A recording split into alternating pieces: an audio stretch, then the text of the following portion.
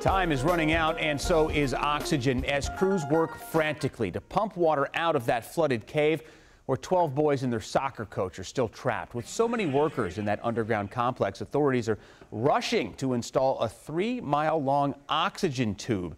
A former Thai Navy SEAL diver died from a lack of oxygen overnight when he passed out underwater. With monsoon rains in the forecast for this weekend, floodwaters are expected to rise once again.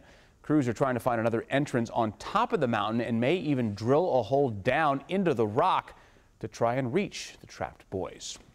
So we want to take you underground to one of the most well-known caves in our area. Experts in Luray, Virginia, explain to us how caves in our neck of the woods compare to what we're seeing 8,000 miles away. Here's our own Mike Valerio, deep below the surface. So this is Giant's Hall, which is about 164 feet below the surface, 16 floors underground. And to put that in perspective with what the rescuers are dealing with in Thailand, the kids who are trapped there are 2,000 feet below the surface. Also, they have to deal with the problem of flooding.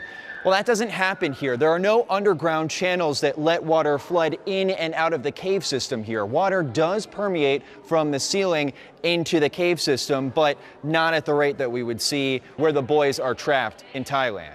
Luray Caverns is a show cave that couldn't be more different than the caves in Thailand. That's a wild cave, but no major flooding down here. It kind of continues on down into the ground. Mm-hmm. Now, even if the entrance of the cave were blocked off here, you would still be able to breathe, and that's because there are micro fissures throughout the walls of the cave that allow air to permeate and reach down to where we are right now. Where your senses begin to be thrown off, that's when we talk about temperature and certainly the darkness in the cave system.